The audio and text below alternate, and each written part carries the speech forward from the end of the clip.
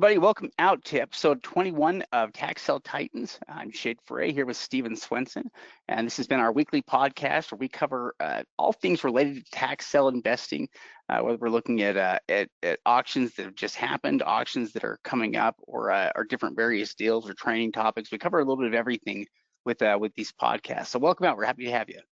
Yeah, absolutely. We want to help during this training, show you guys the best opportunities that are coming up at auction, what states are having auctions, is the current tax sale market look like, and then also teach you some type of training tip each week that's going to be important for you as a tax sale investor. So again, we want to welcome everyone here, and we want to thank you for taking your time to join us live, or if you're listening to the replay as well, we appreciate that. Yeah, so what we're going to be covering tonight, first we're going to do a post-sale review of Ohio, some property auctions that are happening there. Following that, we're going to discuss on-site evaluations. That'll be our training tip that we'll be talking about here today. On-site evaluations, the role they play, how we do it, different tricks that can simplify the process a bit. Following that, we're going to do a pre-sale review of Alabama. They have sales auctions that are happening right now. We're going to go and take a look at some of those. Following that, we have some bad deal review here from Florida, and we'll look at questions from members. Yeah, absolutely. So if you have any questions, go ahead and please ask them in the comments section or the question section, the chat section. We'll go ahead and get to you. Again, we want to thank special thanks to all of our coaching program members, our program members, even subscribers and our YouTube members. We appreciate everyone that is choosing us to look into tax sale certificates and tax lien and deed investing. Also, we have a event coming up in Los Angeles on April 10th through the 12th. And, we've still got a few seats left. It's filling up, but there's still a couple. If you're interested in, let us know, and we can go ahead and get you that member discount of $299, which will include the 3-day training. Yeah, it's 3 full days, includes lunches and transportation. We also take you to some different places there during that time. It's a lot of time for us to train and get in deeper into the topic of tax sale investing and also how it relates to other real estate. So yeah, if you haven't been to a 3-day, we'd love to have you out. Just let us know here. We can get you a ticket and get your seat reserved. Yeah, we're also throwing in a bonus with that where you're going to get 6 months of tax sale support for free. So that's pretty much a $300 value. So in a way, it kind of pays for yourself, and it gives a chance to be able to meet you. Now what we're going to be talking about is Ohio, how Ohio works, and then we're going to go look at some properties that sold recently in some Ohio tax deed auctions. Yeah, now Ohio is classified as a tax deed state, but some of the larger counties do still sell liens.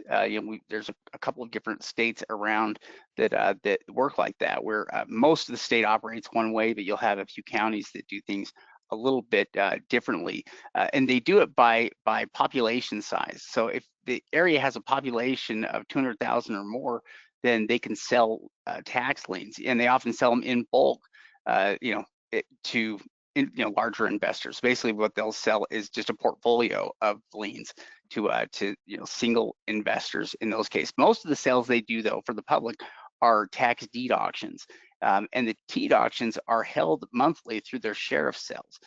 So that's also where the bank foreclosures are sold, is through the sheriff sales on a month-to-month basis. So they're kind of mixed together.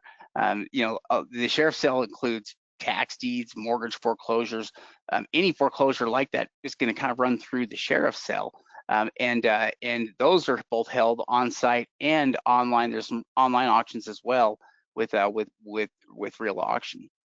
Yeah, in fact, the way that they've set it up can actually make it kind of confusing to figure out what auctions are being held. In fact, that's something that we offer through our membership program, is we go find all of the on-site auctions, and then we go to the online auctions and be able to determine which ones are tax sale properties. Because as far as regular mortgage foreclosures in Ohio, they're going to start at 2/3 of what they call their appraised value. And so they offer that way at the first in a mortgage foreclosure or a bank foreclosure. And then if they don't sell, then they can discount them more.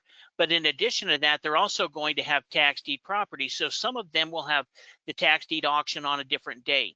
For example, on Tuesdays they do mortgage foreclosures, and on Thursdays they do tax deed foreclosures. So there might be 3 or 4 auctions that month with mortgage foreclosures and maybe one with tax deed foreclosures. Some of these other counties go ahead and will mix them up together. So the way that you can tell it apart is the one that's not starting at 2/3 of assessed value, but that can look a little bit different depending on which online auction you're looking at. Yeah, now in terms of the auctions themselves, they're pretty standard. From outside of what the property's opening up for here, they use a regular premium bidding system. So highest bidder wins, and they also have land banks in the area for over-the-counter deeds. That have not sold at auctions. They have quite a few land banks actually. Where those which basically act as organizations to help some of those larger counties and areas that have a lot of properties manage their inventory. So they've been dealing with land bank properties for a long time.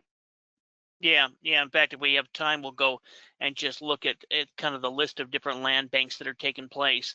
But what we're going to do now is we're going to go ahead and look at some properties that sold here recently in some Ohio auctions.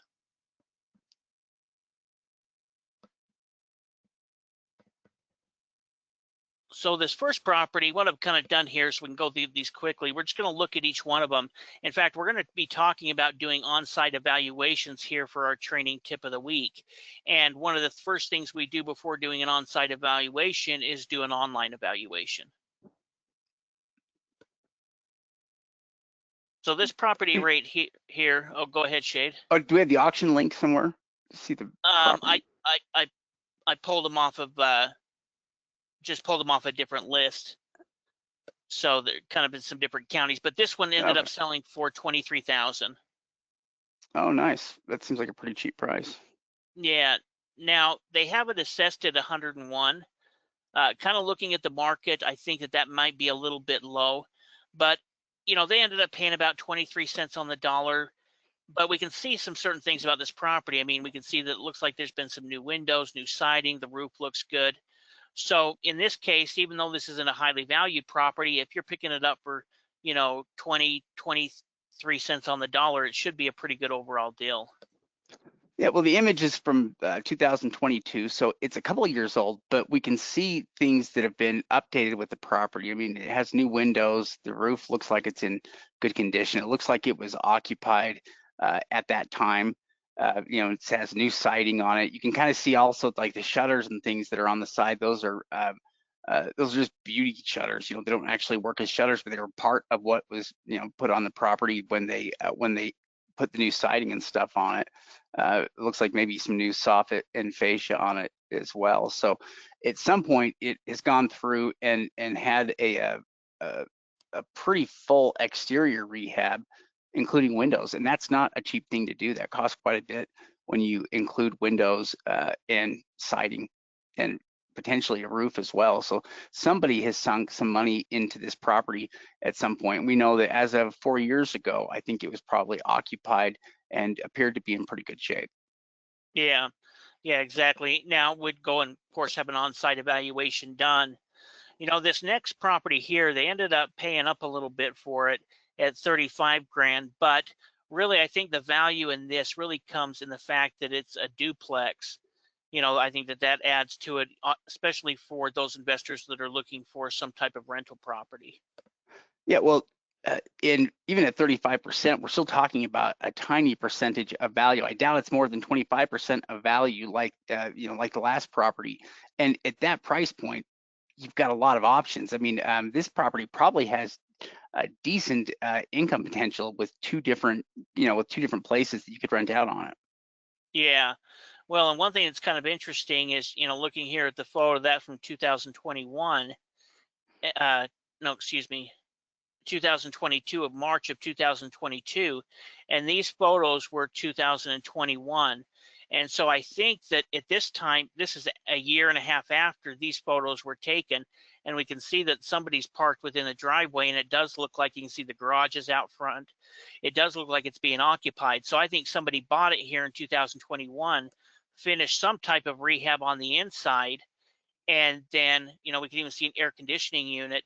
and then has rented it out and then has essentially lost it since then. Yeah, somebody sunk some money into the property, to do some of this stuff with it. I mean, things like air conditioning system is not going to be cheap. Yeah, in fact, yeah, the house looks like it would be a great candidate for rehab. They probably did rehab it because all it really needs is flooring and paint there, and maybe a few new appliances. But it's a really good candidate for it, and would bring in quite a bit of rent potential. It's nice to be able to find images like this of the property as well. So we have some idea of what is going in on it. And this would be the worst case scenario again, because like Steve's saying, it looks like somebody has lived here, since this time, and the property looks like it's been updated and remodeled. So it would just be a matter of how much of that extends to the inside and how finished the inside is. But at 35,000, they're not losing any money. That's a great deal. Even the garage in the back there, that looks decent too, like it was still standing up here. Yeah, Yeah, well, and I think that they've had to have rehabbed it since then. So, they finished rehabbing the property. I mean, depending on how well it was done, but it's this at this point, this is, not quite livable. They would have had to put carpet down. So I think that they did all of that kind of stuff, and and it's sold after this, a couple of years after this. So at least I think that it has been rehabbed since here. And you can see in this point, it was still pretty dry, and they put on the new roof, the siding, all of that kind of detail. yeah, that would make sense. I would think that it would probably be rehabbed as well. And what's nice is at 35,000, they can afford to do it either way. If the rehab wasn't finished on it, they bought it at a low enough price that they can turn around and sell it just as is without doing anything with it. And if it has been remodeled, then they really kind of hit a home run, because its value is probably, you know, quite a bit higher than the 100,000. Maybe it's at 150, whatever it is though. They're into it just 35,000, and has the potential to bring in, two different sets of rental, and the rental's probably not bad on. I mean, those are the kinds of properties that can pay themselves off within a couple of years, just with rent alone. Yeah, I mean, I think the rent would probably be around 800 to 900 per unit. And so you're bringing that in, and I do think it's been lived in since then. That's part of the reason we're going to be talking about doing on-site evaluations. Now, this was a trailer that sold on its own piece of land, kind of really within this trailer park. It ended up selling for 18 grand. Now, we don't have the ability to do on-site evaluation here, but we'll get an idea of what it is. So here we can see that it sold, back in 2024 for 47,000, and then it sold in 2026 at the tax sale. So it's sold since these photos were taken, but that was only a year or two ago. And it seemed like it was a pretty good deal when it sold, before, for 48,000, 47,000, whatever that amount was. Seems like it was a pretty good deal. For it to sell for 18,000 is a great deal. I mean, it seems like it's in good shape. It's a 1999, mobile home, so it's not that old. You don't have to worry about the components being that old or outdated. And it looks like it's been kept in good shape. It's very livable. And it seems like a nice place. Where do they put the value at on it? Do they say? Well, we're going to look at some comps here in just a second. But one thing that was kind of interesting about this one, it is a 55 older community. And so, it's got 2 bedroom, 2 bath. So it's a little bit different style of home, but I'm sure that there's a lot of people over 55 that are looking for these type of properties. This would be more affordable housing. Here's one that's currently on the market for about 70,000. That's real close to it, within just a couple of ones downs. Here's one that sold for 65,000, worth about 75. So they're kind of, these single wides within here are valued, and this one's, a little, the one that we were looking at, I think, is even nicer than this one. But these single wides are selling between 70 to 80. Yeah, I think that's a fair estimate here on the value of the property. And at 18%, they're into it less than 25%, of costs, which again, that also works just by the numbers, where the numbers are at, the value of the property is at. All of that works really well. Plus, this is also another one of those properties that would have tremendous, rent potential to bring in. I mean, I guarantee you could rent that place out for over $1,000 a month, and with them only paying 18,000, again, you could have it paid off within 18 months. It would basically pay itself off, and then you would own the property and still have it bringing in. I mean, that potential for it to bring in more than $12,000 a year is remarkable for an investment that's only costing you $18,000 total, to buy, and the fact that you get to keep it as well while it's renting out for that $1,000 a month is remarkable. Yeah, now this one here was kind of interesting. It sold for 21,000. Now, one of my kind of big concerns was looking here at this roof, but you can see that most of the damage right here is kind of on the overhang portion of it. Now, we'd still do an on-site evaluation. It could have gotten a lot worse. They actually ended up paying 21,000 for this. The neighborhood's really not too bad. It's kind of a pretty good starter community, but it seems like people are taking fairly good care of the yards. And so I don't see, and I also don't see a lot of torn down houses. So in a lot of ways, this is kind of the eyesore of the neighborhood. Interesting. And so they paid up 21,000, though they still didn't pay very much for it. No. They got it for under 20% of value, probably, with it being valued at 135. What's nice about the value too is that it leaves room for any kinds of repairs. If they decided that they wanted to do any kind of fixing up on it, that wouldn't be a problem. They've also paid a low enough price that the buyer that they can sell it to, they can sell it at a cheap enough price that the buyer can account for issues like that as well that they want to use to fix it up. So yeah, that's a screaming deal at 21,000. Yeah, built in 1955. One thing that's interesting, you can see it sold back in 1997 for 58 grand. So they got it for, almost half of what they bought it in 1997. And, even with the roof, if it's still within, if it's not too much worse, and we can see that most of it is going to be contained here to the front, it could still be a great property to pick up at that price, because even if you need to put some money into rehab, it's in a pretty good area. It's got a decent value to it, and so at that price, I think that they'll probably do pretty good on it. Yeah, it's also a very simple, small home. Not very much square footage, not a complicated roof. If anything that you're going to fix, it's probably going to be the easiest and the cheapest, in terms of materials and labor. Yeah. Now this house, they ended up paying 22,000 for it, and kind of looking at it, it's definitely kind of an older home. It's going to take some work. The outside looks like it definitely needs some paint, but the one thing I did notice is it does look like it has some type of modern windows on it on a bunch of the property. And so when kind of looking at it, I said, well, there's some things about it. We'll look here at the price, but yeah, I mean, vinyl windows are a pretty big deal on it. Yeah, so at least that's been done to it. And the It's only, shingles look good too. The roof looks just fine from that. yeah, valued at 111, and so really it would be what kind of condition. It does look like it was currently being lived in back at this time, and would really have to do that on-site evaluation that we'll talk about tonight. But yeah, They still got it for like 20%, though. Is so little, that any kind of a house that you can get for 20%, or the one that we saw for, I mean, all of these have basically been for 25% or less. Every single one of the houses that we're looking at here. And so the numbers work really well with all of these. In fact, with any of these, you could probably pay a little bit more and still have it work. Yeah, I wanted to get kind of an idea of what a property like this would rent out for. This is one that's very close to it, similar 3-bedroom, 1-bath, renting for about $950 a month. So in looking at it, even if you had to put an extra 10 grand into fixing it up, it's going to pay itself off in a couple of years. Yeah, it's going to pay itself off, and you'll continue to own it. So as it increases in value, you're making money both ways. And you can also pursue something like quiet title action while you have the property rented out, because you're not in a rush to get that done.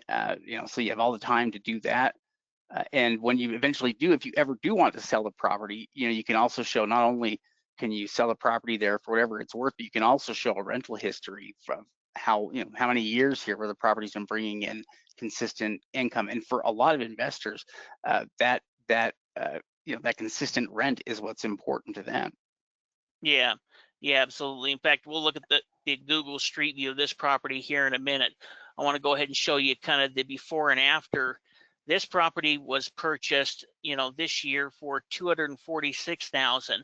Now they ended up paying quite a bit for it, but you can see that it sold in 2024, went to the tax sale in 2026, and they ended up paying $425 for it, but they paid up for it. But in looking at the property, we'll go ahead and look at what it was a little bit earlier and what's been changed since these people bought it. But we're looking at, an incredible rehab and addition on this that's been high quality done. Yeah, well, it's being a $500,000 house. It looks like it now. It looks like it. At least the interior of the house and the parts that we're seeing here all look the part, and it doesn't seem out of place. And so, yeah, they really have done a fantastic job. I'd be interested to see the before images. Yeah. So here's where you can see they're starting the addition of the property. And this is the original old, what kind of they started with. And it's got, a pond here. It's on this big, huge, large piece of land. And so I really think it could be even worth higher than, Redfin is estimating, because they're not taking into account to a degree they are, but not totally, the level of rehab that's been done on this property, how good everything looks, for the right type of buyer, all of the woodwork on it, this kind of stuff I think can increase somebody or have somebody pay more for it because it's been so well done. 5 bathrooms in 2,300 square feet is crazy. That is a lot. That's a lot of bathrooms in there. But yeah, this was 2019 image here. So it was a project. And maybe they drive an ambulance. Yeah, that's kind of interesting. Probably the construction company, but it's kind of interesting because really what we are is we're property detectives. We're looking for clues to tell us more about the property. So this was done in 2019, in October. We can see that it was starting the rehab at that time. The owners ended up fixing it up. Maybe it just came on the market right now. It looks pretty clean. Somebody may have lived in it before, and they've just cleaned it up real well. And then it ended up selling in 2024, and then about 2 years later, year and a half later, it ended up going to the tax sale. That's crazy. How much did it sell for at the tax sale? It sold for $246,000. That is so cheap for that property. That's crazy, because that would have definitely been post repairs. The repairs had to have been done at the time that the tax sale was conducted, and so they basically got it for half price and everything was done.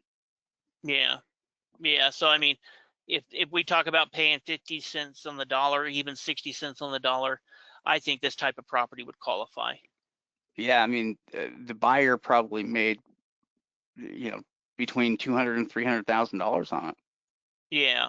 Or they will as soon as they have it sold. But looking at how nice it is, there's only so many houses in the area that are going to have brand new remodels. It's kind of like a new house in a lot of ways.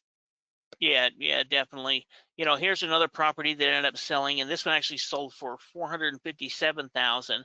Unfortunately, we don't have. Oh, we do have a street view.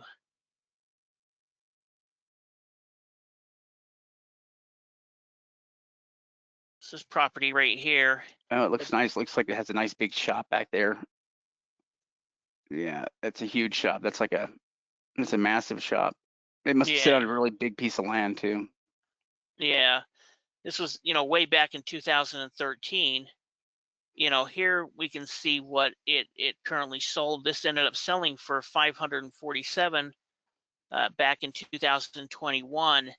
They paid $745,000. So we'd have to do a little bit more research to see how good a deal this was. There's definitely ability to make a couple $100,000 in it, but is it going to be tighter than that? That's really where doing a full market analysis and into some of the benefits like the shop to determine really what the value would be on it. So at the tax sale, you say they paid $4 something for it?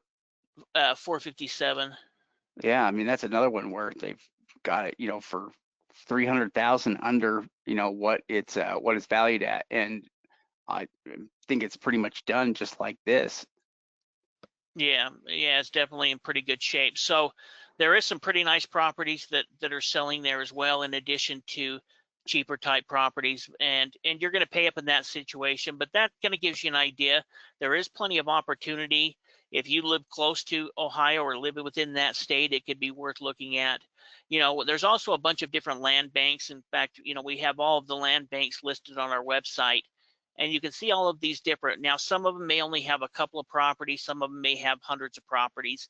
It'll kind of depend on the land bank, and what their restrictions are going to depend as well between land bank to land bank. But there can be some great opportunities to pick up land and home structures in some of these land banks. Yeah, excellent.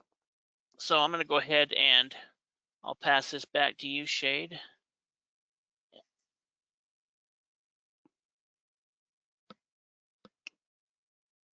All right.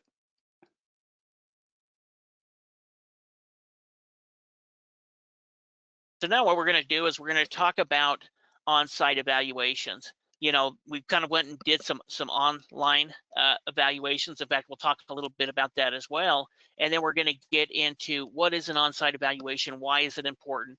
If you're looking to buy structured properties, you can't skip this step. More Yeah, people have lost money skipping this step than by any other means. crucial step here that we're going to talk about.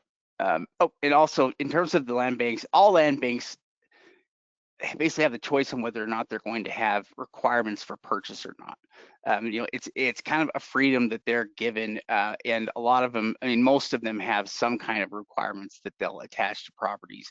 In fact, it's the main difference between buying from the land bank typically and buying from just the tax sale is any kind of requirements that they may try to include with ownership or purchase. And sometimes it's a necessity. The property needs to have certain things changed within a set time, and so they have to do it. But yeah, I think you'll run into different types of requirements almost everywhere. That has land banks.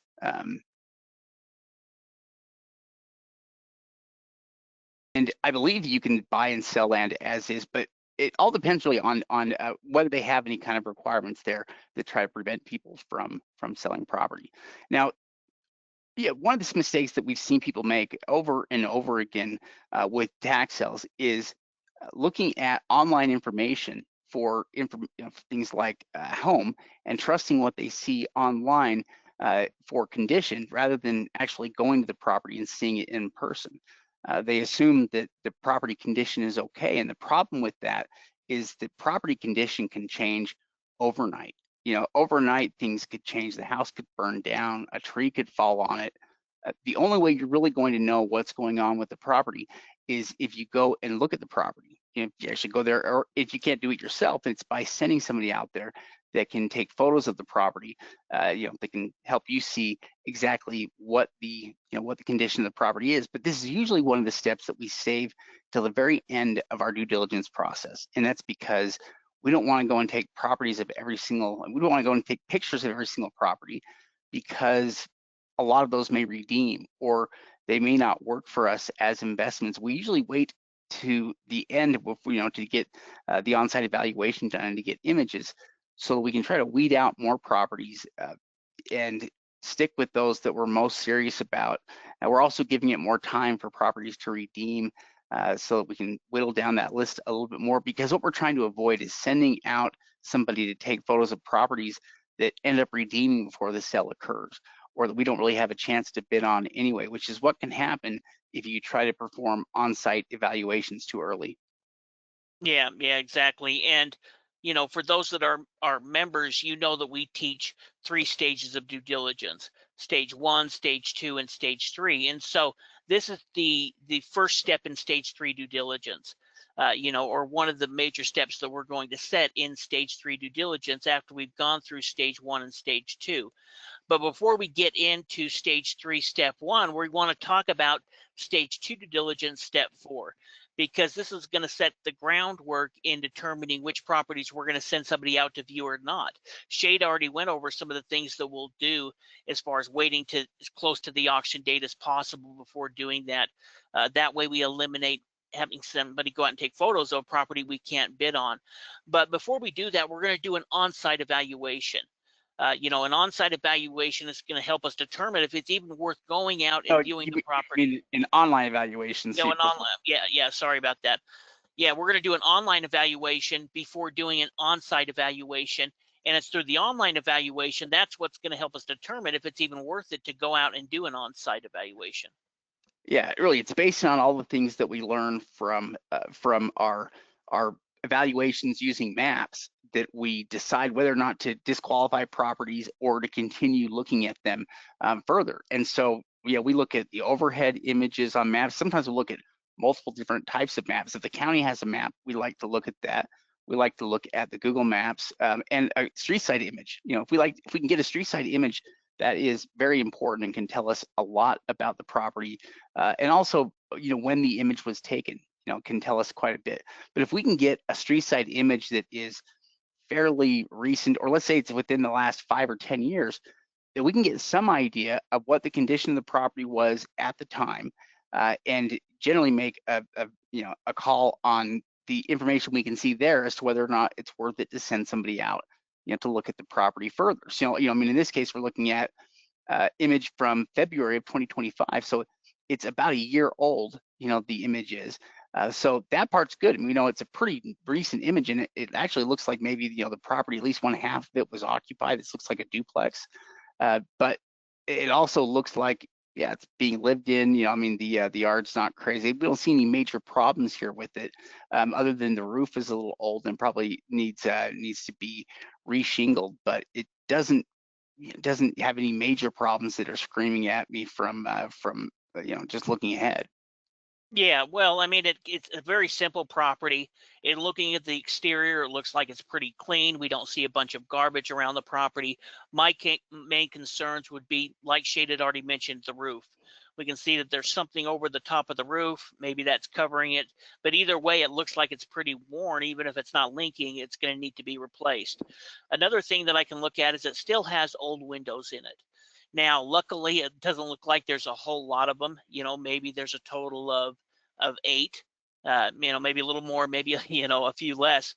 But there's not a ton of them. Those would be easy to replace. And also, this particular property was one that was coming up in Miami that I was looking at. And so, based on the market there, worrying about or paying for things like a new roof, new windows, and freshening it up could make a lot of sense, because each one of those units are going to be able to rent out for a pretty good sum, and that could be a good rental type income.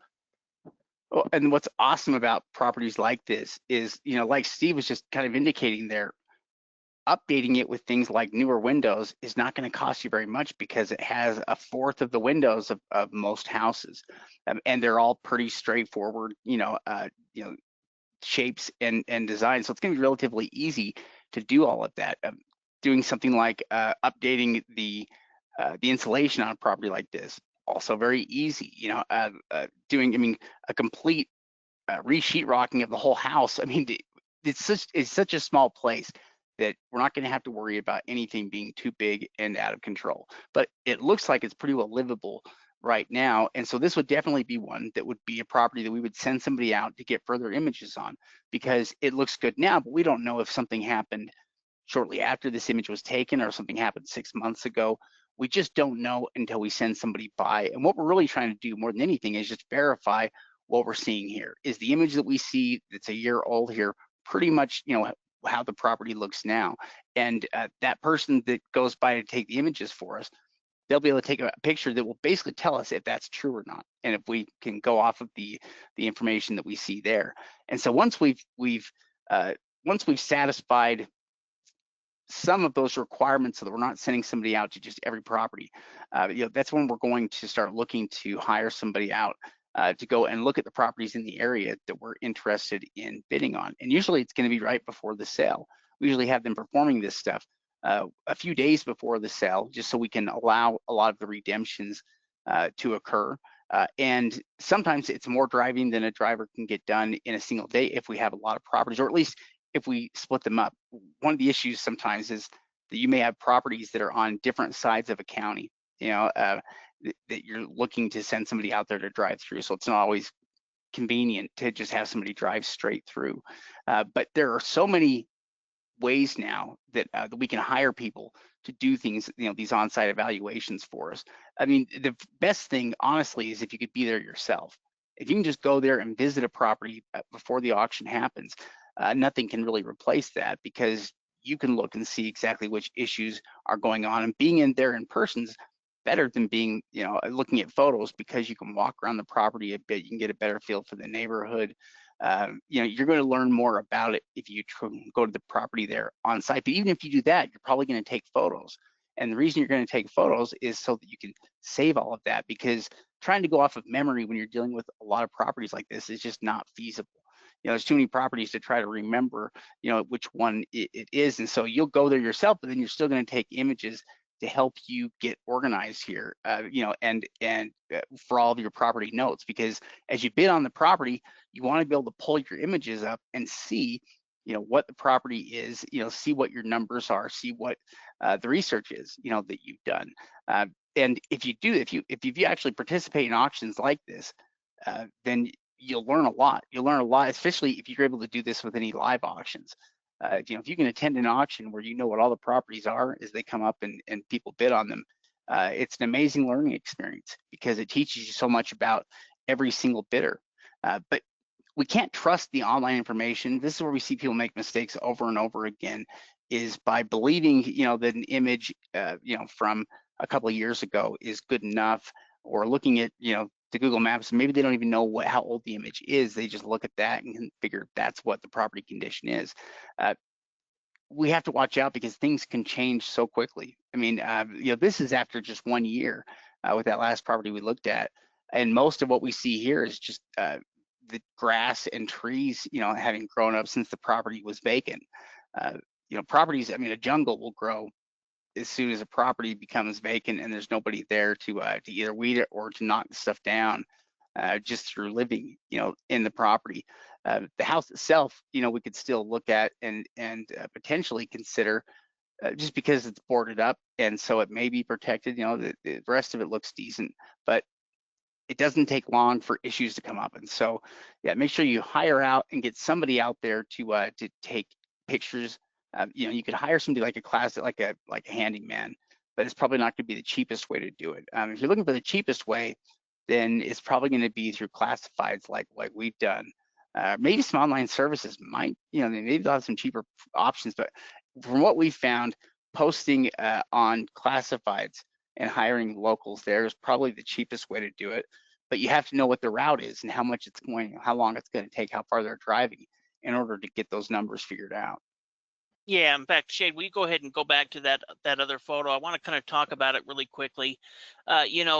We have probably just over the last couple of years conducted hundreds, maybe even 1,000 on-site evaluations, or had that many done.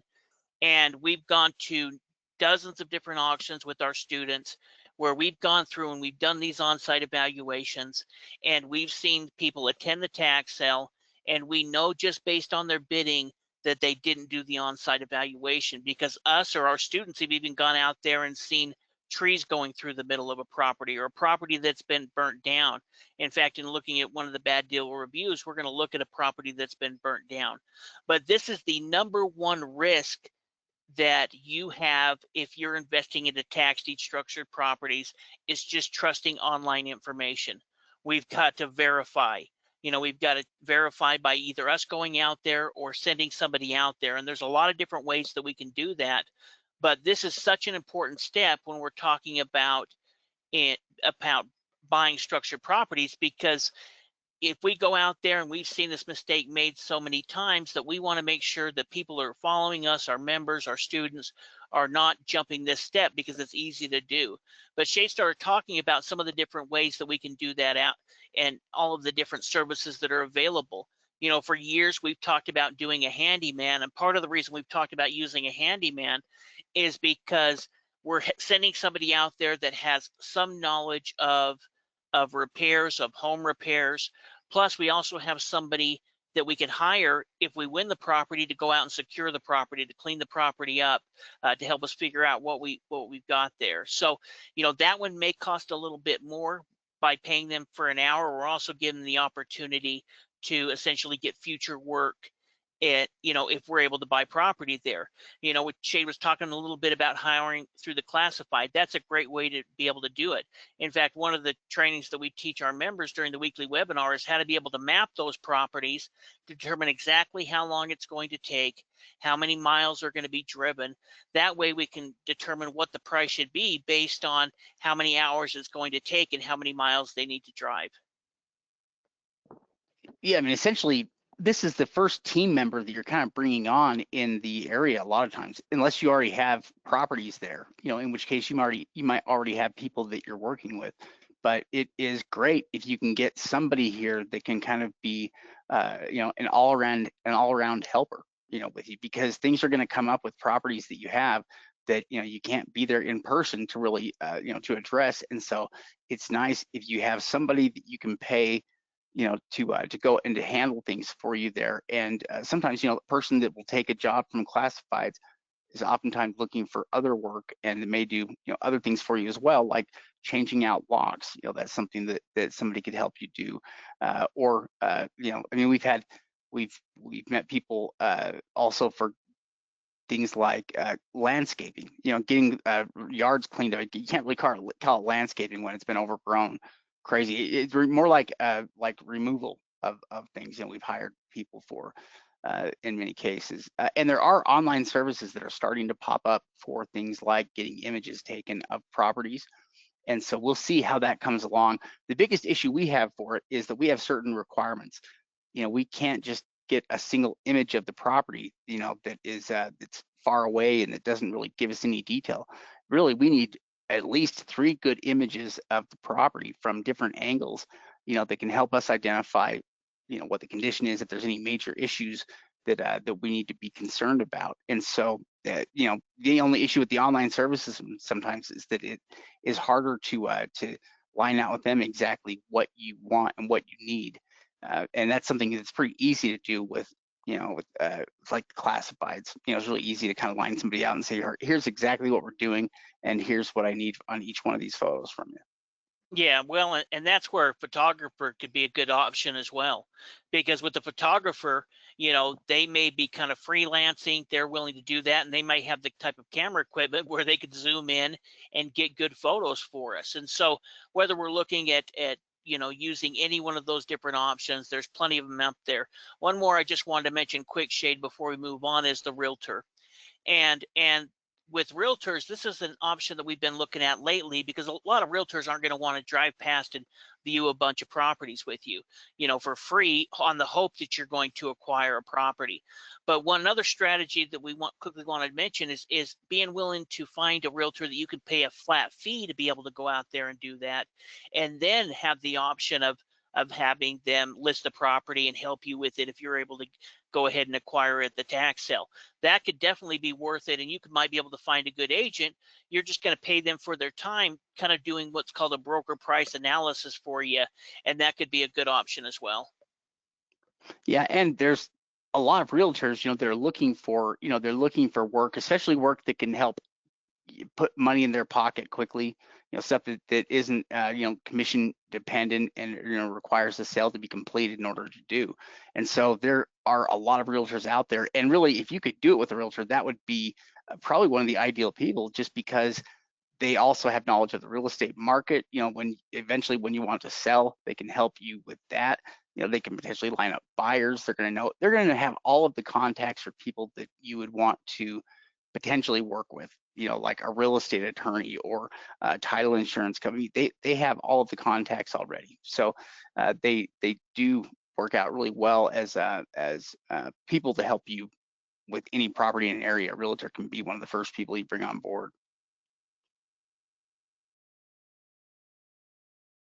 So now what we're going to do is we're going to talk about Alabama tax liens. There's a lot of auctions that are taking place this next month. There's some pretty good opportunity in Alabama. So what we want to do is go ahead and talk about how Alabama works, how their tax sale system works and kind of how the whole process operates. And then we're going to go take a look at a couple of upcoming auctions and look at a few tax liens that are currently on the market. Yeah, now Alabama is what we consider a tax lien certificate state. So they sell tax liens every year, but they also have tax deeds so their liens, if their liens have been on the books for for over 3 years, then they can also have deeds that are there as well. But one thing that's interesting about Alabama is that like a couple other states, they basically have a central office holder that handles no, actually, no, I'm thinking of somewhere else. Alabama doesn't actually have that. Well, No, they do. they do for the over the counter. So That's right. with the Alabama, they're going to go ahead and offer tax lien certificates in yearly tax lien sales. But then properties that go over the counter, the county has some flexibility. They used to always send them to the state, but sometimes they can sell them, there locally, but eventually they're going to go over to the state where they'll be issued as tax deeds. So as far as their tax lien certificate sales, a lot of them are going to be held in May, and they use a bid down the interest rate. But there is premium bidding still on the law there. But most of the counties will go ahead and use bid down the interest rate, and then they'll go ahead and start the opening bid at any of the back taxes. Yeah, and so essentially, if you buy the first year lien on a property, you're generally going to get the first right to purchase subsequent tax liens, which is handy. It basically allows you to get the foreclosure costs out of the way already, because if you bought the other subsequent liens on the property, then you may not have much foreclosure cost on it if the redemption period expires and you need to foreclose on the property. The redemption period is 3 years in the area, and it basically pays out 12% annually or 1% a month is how it pays out if you haven't bid down the interest rate here on the liens that you're picking up. But they also do have over-the-counter liens that are available after the sale, and like Steve was saying before, that they basically have a process here for the state to foreclose on liens that were over the counter or not owned by anyone specifically when that redemption period expires. See, what happens if states don't have somebody that is foreclosing on their liens, then they can end up with a whole bunch of liens that should have been foreclosed on but weren't.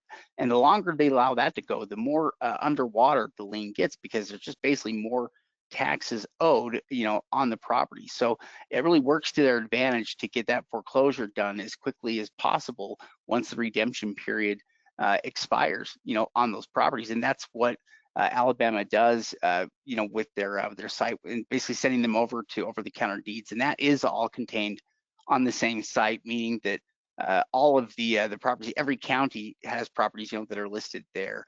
So you can basically go from county to county across the state on the same website. Yeah, exactly. And one thing, that Shay kind of mentioned is that you have the option to purchase the subsequent year's tax lien certificates. So you have that option, but you don't have to. If you decide not to, then they'll go ahead and sell the second year tax lien on the open market. But if you already own the first year, a lot of times it can make sense to go ahead and purchase that second year, especially if you've got a good interest rate. So now what we're going to do is we're going to go ahead and take a look at some of these upcoming Alabama tax sales, look at a few properties, do a quick valuations on each one of them. Now, the one thing about tax lien certificates, I mean, we're looking at here to Alabama, there's a 3-year redemption period. We're going to be earning a 12% interest rate. Now, that's not the greatest interest rate in the world, but it's a safe interest rate. It's being the collateral for that debt is essentially the property itself. So when we're talking about a safe investment, tax lien certificates are I think the safest investment that you can make, or at least in the top 5 safest investments, because you're only paying a small percentage that's backed by real property. Yeah. So in fact, this first lien that we're looking at here is a lien for $2,409. And if we're looking at it here, it does have a physical address here at Weeping Willow Trail. And if we're looking at it from here, we can see some of the information that's included, which actually is pretty helpful. We do get the address here and their estimated value. So they're estimating the value of the property to be about $300,000. So that $2,500 opening bid amount or lien amount is tiny. It's less than 1% of the property's estimated value, and that's a very safe investment. That's what we want to see with liens, are liens that represent a small percentage of the property's value and not a high percentage. And under 1% is a very low percentage of value. In fact, it's low enough that it's hard to find deals that good. And you can imagine buying 3 of these liens, so paying $7,500 for a property that's valued at $300,000. That would be crazy. And that's essentially kind of what this lien is. It's that kind of lien that would give you that kind of ability. So chances are it's just going to redeem. I mean, they're probably not going to let their $300,000 house go to foreclosure, over a $2,500 lien. But that's where the security is in the investment. It pays out a good solid rate of return here on very safe investments. Let's see how the $300,000 lines up here. And maybe that's just what Zillow will tell us too. Well, and one thing to think about, I mean, if you could go ahead and you're earning 9% on this, let's say it bids down from 12 to 9%, you're still making a great return on your money that's backed by that type of property. And like Shade said, they're going to pay you back. I mean, the chances of us getting that is about 5%. And probably that house is probably even less, maybe even 2% chance we're going to be able to acquire it. But it's secured against a good property. Now this one here, maybe we have a little bit better chance of getting it.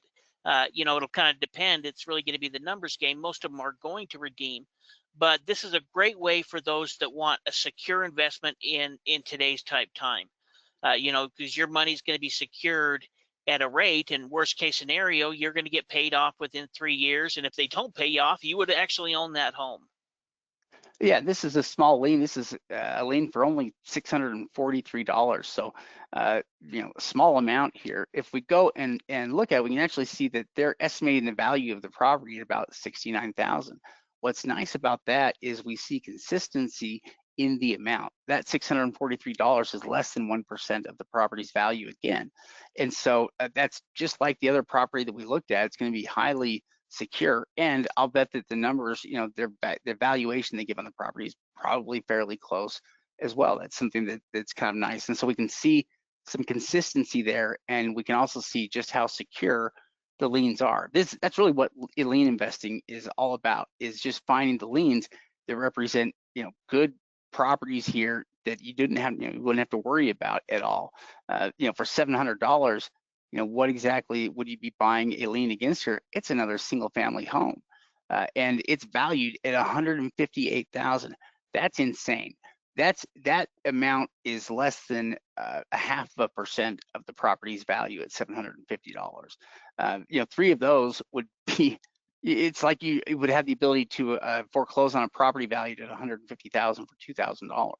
So the numbers with this are excellent, better than you're going to get almost anywhere. It's highly secured, and it has a very high chance of also just redeeming, because again, it's $150,000+ property.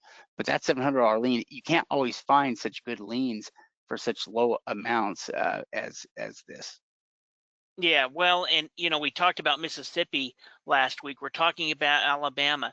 There's these different states that are moving over to online auctions that in the past only had on-site auctions. And so if we can get better rates in a state like Mississippi, as long as we're good with the terms, why not make a better interest rate here? I mean, sure, Florida starts at 18%, but good properties are probably going to bid down to, 6 to 12%. We can still get some at those 18%, but we're going to have to be more creative. But if we can make a good interest rate here, and even though it starts at a lower interest rate, there's still going to be that bidding involved. That's going to happen in every tax lien.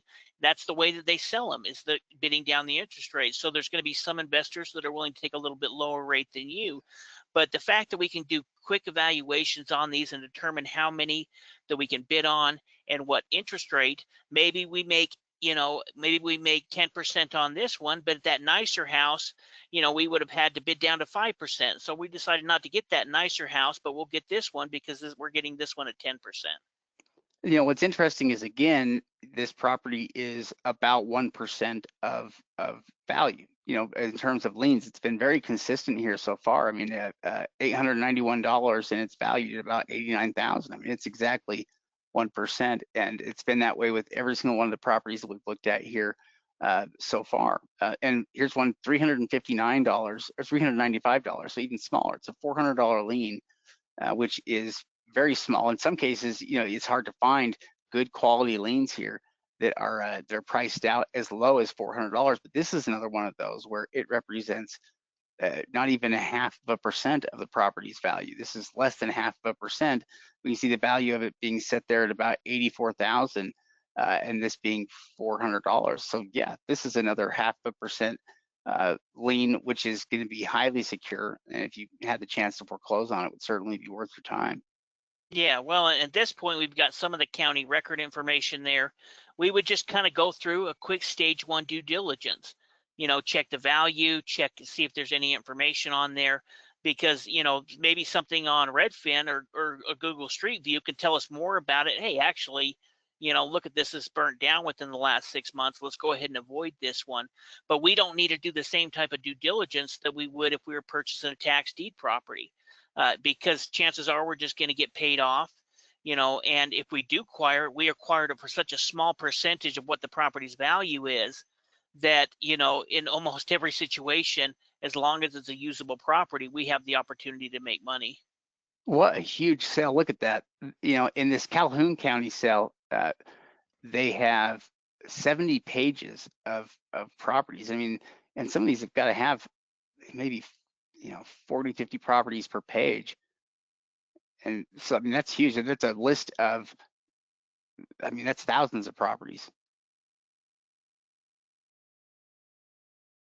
Yeah, it's a big list. In fact, you probably download it and see exactly how big it is, but there's definitely a lot of properties. There's also some bigger tax liens on here. So let's say that you had a couple of $100,000 you wanted to invest into.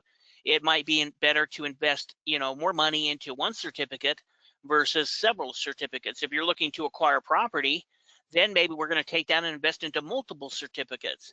And when it comes to a tax lien, also one thing to mention is that, if we can get a higher interest rate on the same valued property, let's say it's a nice real big huge commercial piece of land that's valued at 500,000 versus a home that's valued at 500,000, but we could get 12% off the piece of land and 5% off the home, we're probably going to take the land in most situations because we're going to probably get paid off either way. Yeah, it's true with liens. We're almost always, better off going with the one we can get the higher interest rate return on, just because they usually end up resulting in that return. This one's really interesting, and it's a high dollar lien. It's a $63,000 lien, but once again, it follows that same formula. There we go again. Look at that. It's less than 1% of the property's value. The property's valued at like $6.8 million almost, and so that 6.3, again, less than 1%, highly secure investment for especially for an investment of this size.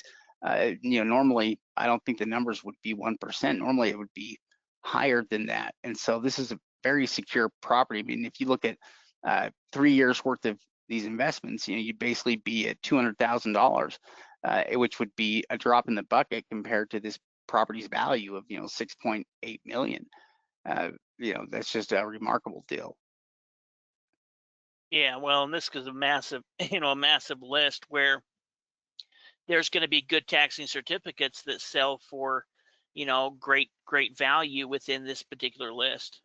Look at that, same thing here too. It's crazy. $71,000 lien that has the same address as the previous property we're looking at. So combined total, they're like $130,000 in liens here, and it's probably an annual amount. But we look at this property, and again, that value is at 7.6 million, and $71,000, again, less than 1%. So both of those together, you would essentially have, you pay $130,000 for, but the value of the real estate, would actually be closer to $13-14 million. Yeah, So yeah, oh, sorry. I'd be highly secure. One thing that's interesting, if you look at the map on it, that first lien that we looked at was inside of the second lien, but you can see how they have a right of way that's allowing them on the up here to go on this road and then come over here to the side to access the property in the back. So that first lien was that first property in the front, but the second lien has a a road or an access that goes along it and then accesses the second property there behind it, then you also have all of that land that's included as well. So it's kind of the same complex. You've also got a big chunk of land there, but they've included on that second property the ability to put a road there to access it. Yeah, it is very interesting here. Now, what I want to show you now.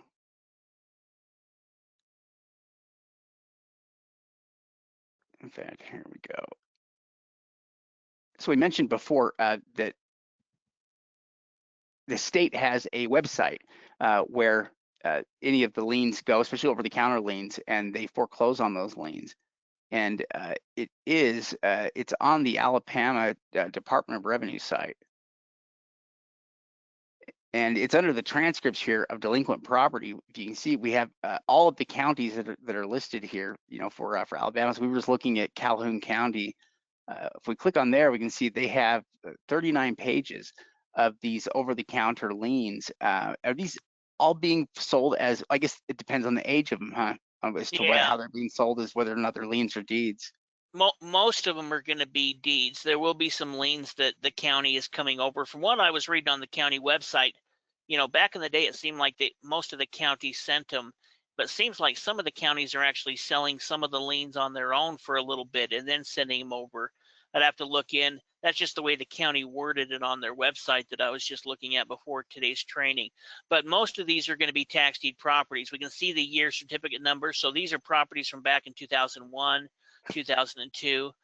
But all of these properties could be acquired as a tax deed by paying off the back taxes. Look how old they are. In fact, I think they have these listed from oldest with the tax, in terms of their tax year. That seems to be the starting point here. Properties from 2000, and then we get into 2001, 2002, 3, 4, 5, 6, and 7 there by the seventh page.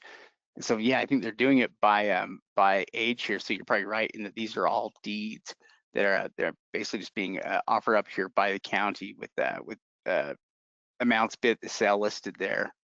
Yeah, it's kind of like Mississippi, where they have a big database of old properties that they acquired but before they had online auctions, and they're just kind of sitting on them. So any of these properties, if you go ahead and purchase it, you submit a bid on it, you'll be acquiring a tax deed on the property.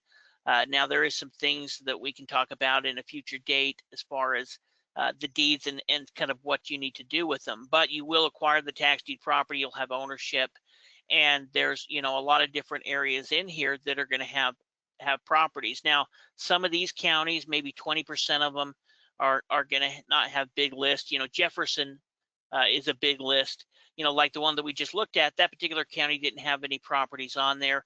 Some will only have 10 properties and some will have hundreds, depending on the individual list. Yeah, it's interesting. They really do vary, quite a bit here. Some of these really don't have anything, and some of them are big, are big counties and have a lot of properties available. And these go back. I mean, we know they go back at least 26 years, because we're seeing, we can see properties that go back that far in terms of the tax sale. And some of these counties, we can see that their year, so they've got one property here from 2000, and then one of those actually might be from 1990. That's even older. But most of these are probably going to be properties that the county has basically foreclosed on, that have very old taxes. They're all deeds. You can see how old those are, and I think they'll accept offers on these.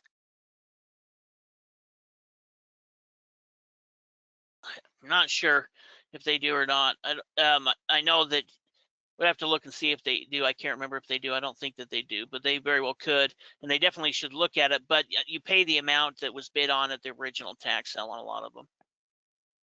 But we have had students that have done well here. There's some things that apply to it, but they'll also, for those investors that are looking at over the counter. In fact, that may be a strategy to implement if there's some counties there that don't sell online this year, contacting them and purchasing the over the counters, especially if you're just looking for that interest rate return.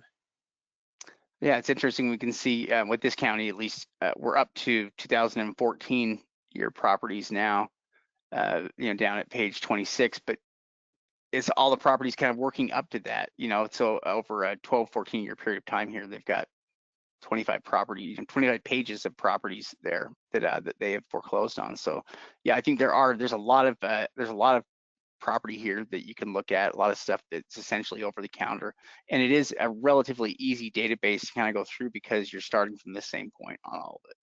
And so that part of it is a little bit easier. But Alabama is an interesting state, both tax lien and tax deed opportunities there. Especially if you can be there in person. That's really the big thing with Alabama is that nearly all of their sites are still conducted in person, and so it's about being able to attend the sales. The onlines have moved over. A lot of the counties, like if we go to GovEase, there's Oh, probably that's right. Yeah, just like the ones we were looking at. yeah. 70 pages. Yeah, with the online, that's kind of the big difference that's happened over this last year, is that there's probably over half of the counties that have moved online, and a bunch of them are doing on GovEase. So that's a pretty good place to go. There's a number of different auctions taking place over this next month. Yeah, and the sales are so big that there's no shortage of properties. And we saw the last one had 70 pages of properties, which would end up being, it's a lot, probably more than 1,000 properties in that sale. And a lot of other lien sales are that way. They're different from deed sales in that you're going to have a lot more inventory in them because people are not about to lose the property, forever. And so a lot of people will, know it goes to the tax seller that's getting a lien placed against it, and it's not a big deal. It's a fairly, normal thing. It's predictable. And so, yeah, these sales are going to have good opportunities. A lot of them are pretty new too, and I don't think they have enough bidders to even buy up all their liens, which is why they end up with a lot of over-the-counter stuff. Yeah, I think it could be a great year to get decent interest rates in Alabama on Alabama tax liens, especially considering the fact that this is kind of the first year that they're offering these tax liens online. So before we finish up tonight, we want to look at a couple of questionable deals. These in some they're bad deal reviews. They're going to be bad deals, but they're kind of some of the common type of deals that we see, and we want to talk about why this is a bad deal and why we have to avoid doing this. It doesn't matter how long we've been doing this. We see deals where people pick up these kind of properties, especially where they're bidding all the way up to market value. So we're going to look at a property here, a condo that sold in Miami, and from all indications, they paid market value for it. And in fact, I had to look through a bunch of them because I kept finding properties where there was $200,000 or $300,000 worth of potential profit in it. So I had to really kind of find one where they paid it up. And that's one of the advantages that we see taking place right now, is that there is less increase in competition, but there is properties that will sell. And we're going to look at this one here that sold for $515. Yeah, $515,000. $1,000 exactly. Let's see the property record here on it. So yeah, we can see it is it's a condo. Now it's not owner occupied. Mail's going here to somewhere else. And let's see the size on it. So it's 950 square feet and built in 2008. So we can see that's pretty interesting. Let's grab that address and let's see where it's valued out at. Now they don't show like if it's a specific unit number here on that. They do on the county record, and then I have the link as well, but we can look it up. Oh, there you go. It's unit 3406. That's right.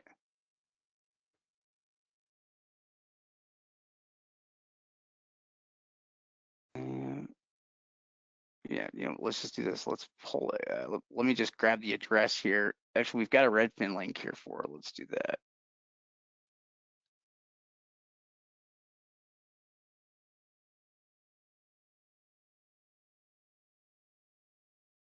But it looks like they paid close to what Redfin is valuing it at. And, we'd have to look into the market. Maybe there's some flexibility in there, but usually these, Redfin's going to be pretty good on the condos because they're basing it off of condos directly within that park as far as what they're kind of going against.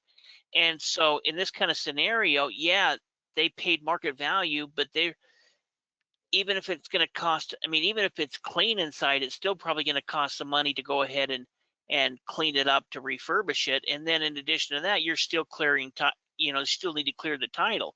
So it could be a $20,000 to a $100,000 loss on this property, depending on what the condition is. Yet they paid market value. Well, and for the same money, they could have got probably a similar property, but with clear title, and with more information up front about the property. I mean, they kind of had to buy this one pretty blind, considering the fact that they're spending $500,000 on it. They're basically paying full price. I mean, it's kind of like buying a car that has had some issues and paying full sticker price for it. It's just a little bit crazy, to pay that much money for it, because they're not leaving any kind of profitability in it for themselves, or I mean, even to pay for something like getting the title of the property cleared, or heaven forbid, if anything inside is needed, they've already paid full price, and so it's just going to be more money that they would lose. And I'm sure there were lots of other, with condos, things like Redfin and Zillow tend to be pretty accurate because it's, the comps are so close.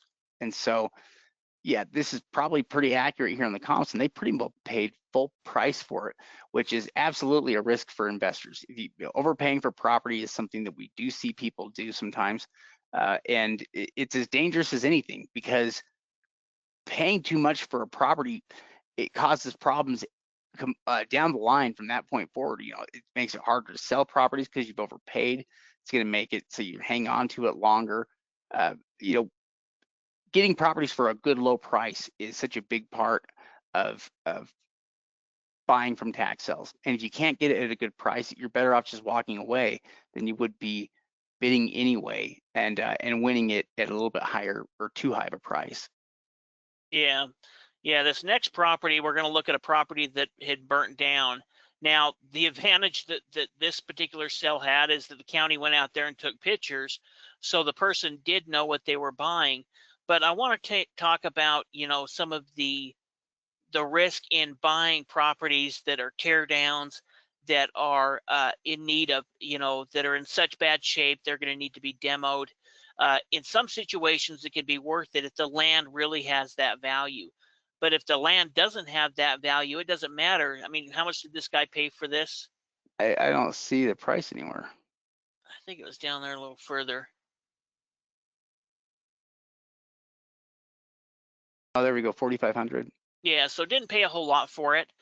And maybe, maybe the land has the value that it could make sense to be able to purchase it. But in kind of looking at it and kind of looking over the land value there, maybe it's worth about 40,000. Tax gene generous with the quiet title. It may only be worth 20 grand. And so even though they paid 4,500 for it, to clean that lot up is going to cost at least 10 to 20 grand. Yeah, in fact, let me show you here on this one, because this one's another one, similar situation where we're dealing with a lot, burned down house on a 1.5 acre lot. So they acknowledge in this thing here that the SEV, which is a state equalized value or standard equalized, state equalized value, which tends to be at least double, or you need to double that amount in order to figure out the amount. It tends to be half of the amount, but their records indicate that the SEV on this property is not correct. So it was from back when the property had, just before the home burned down, essentially.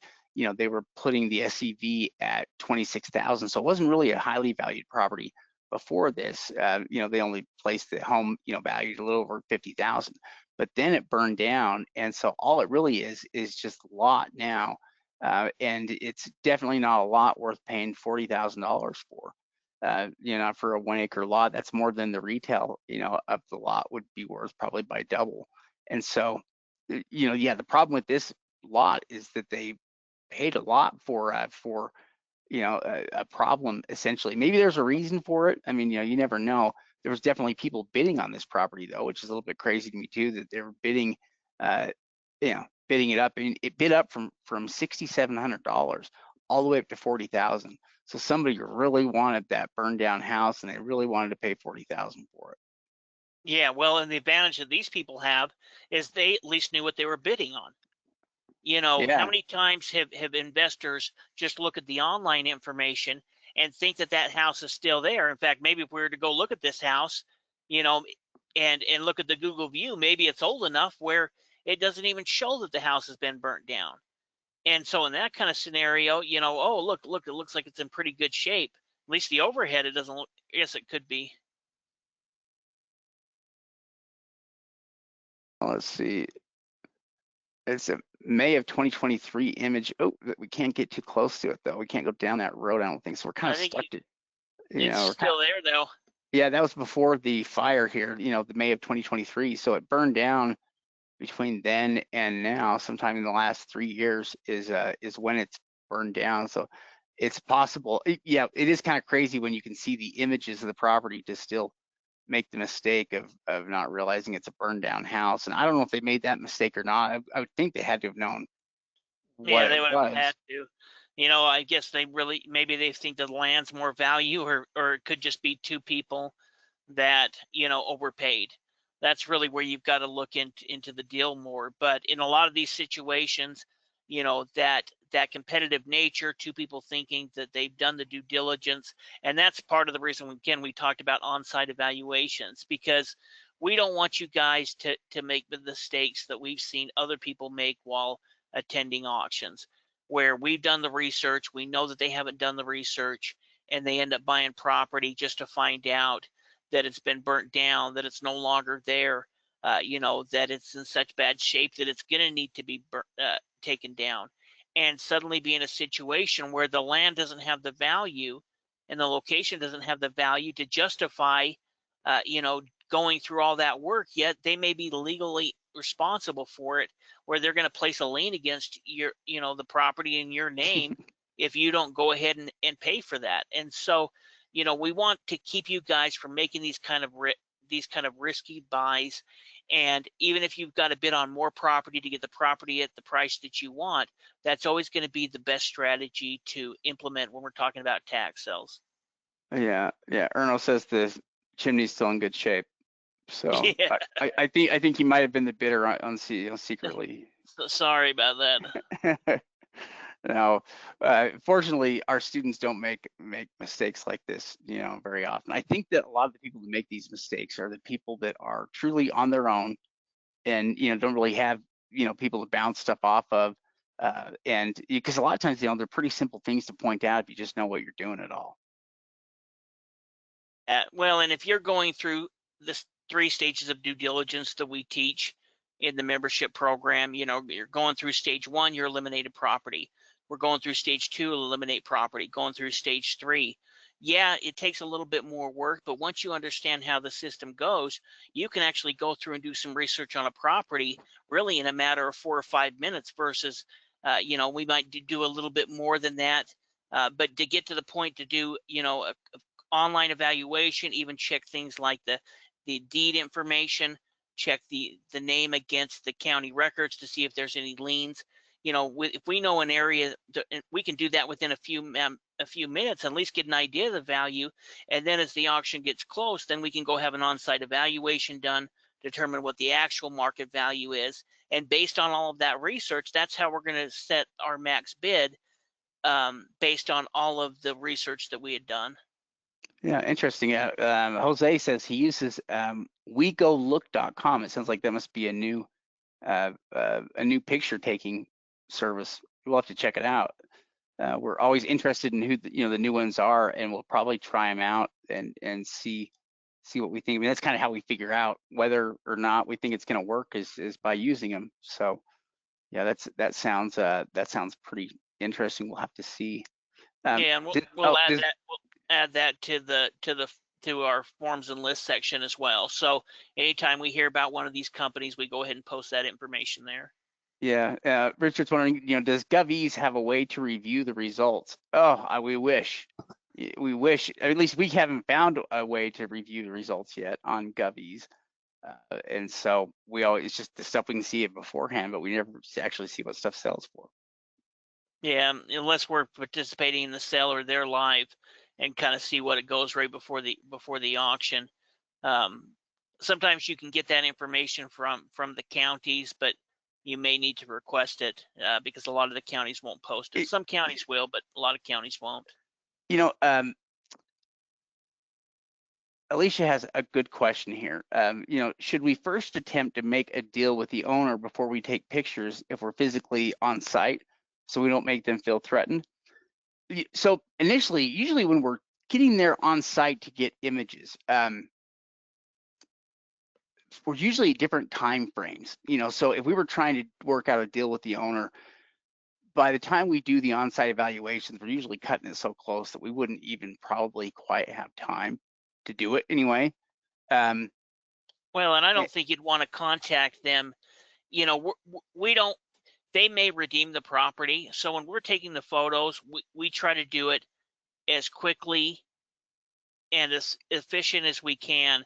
In some cases, we've stayed in our car as long as we could get photos of everything that we needed. So we're not trying to approach the property. You know, we're not trying to approach the owner unless we're trying to do a pre-foreclosure deal.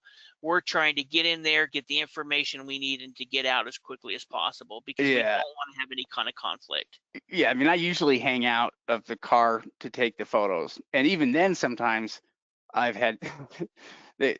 I don't know why, but there are some people that when their property's on the list, like they know their property's on the list, and so the day before, for a couple days before the sale, you have cars driving past their house, and they will just sit out there on their front porch and talk trash to everybody that drives past their house because they see everybody going past there taking photos. You know, yeah, I mostly try to not look too creepy, you know, when I'm taking photos there, but yeah, we're usually just trying to not draw a lot of attention to ourselves. But we oftentimes run into other investors that are taking photos as well, or visiting properties around the same time. Sometimes, you know, we'll follow them, find we're going from house to house, following the same car. Um, yeah, we run into that sometimes, but yeah, usually we don't have to, you know, it's not at a point right there where we're trying to work out a deal. Now, if it was 30 days before, like let's say the auction just came out and you were driving past the property, it it could be worth it to see if they're interested in selling possibly, but usually we don't even know. We haven't done enough research at that point to even know if it'd be worth trying to buy it if they wanted to sell or not. You know, it's nice if we kind of are doing enough research so we have a pretty good idea of what's going on with the property, you know, when we can kind of offer them a deal. But trying to work a pre-foreclosure deal though is always a good idea if you're able to talk to the actual owner. Yeah, well, and another thing, you know, if the property is occupied, we're usually going to try to, you know, take the photo from our car or just get out quickly and take a couple of photos and then get back in. If the property is vacant, then sometimes we're going to feel like we have a little bit more freedom to, you know, maybe walk around a little bit. We're not going to get into the property. You even need to be mindful of trespassing, but we've taken more liberal liberties if the property's vacant to, you know, to do a little bit more research than we would if the property is occupied. Yeah, and in fact, so when we do try to make a deal with the owners, it's usually by reaching out by mail or something like that. In terms of making actual like contact with the owner, most likely, I mean, at least you could have you could have a realtor. So we had a student a month or two back that was able to get a realtor to do a deal like this. And what it was it was a pre-foreclosure deal that he was working on, and he was actually working in his own area, and the auction properties that were coming up. He basically looked at several different homes there and decided on a couple of them. And he did research on the couple homes that he liked to figure out about what was owed on them, you know, and to determine, okay, there's no outside liens on this one. Here's what's owed in taxes, and he's able to do the math and figure out that, you know, that he could pay off the $40,000 in taxes, and he could put another $20,000 in the people's hands. And he authorized, you know, the realtor. You know, he said, hey, he was going to have a realtor go by and just see if they might be interested in that offer amount. It was the only reason why the realtor was able to do it was because she already knew the amount of the offer when she walked up. And she basically stopped at the house and somebody came outside. And it was, you know, it was one of the owners there that she was able to talk to, throw out the offer amount to, and they accept. And then, we've got a number of steps that we kind of go through there when we're working on a pre-foreclosure deal. Because there's a lot of steps we need to cover. It's just like a regular real estate transaction where, we're putting in an offer amount, but we need to verify all the information that we gather and figure out, what liens are against the property. There's basically a lot of stuff that we're kind of doing under a time crunch when we work out a deal like that. And so, but I think that, like we're saying there, sending out realtors or somebody there to submit offers or to try to talk to the owner about an offer is certainly one way to get a pre-foreclosure done.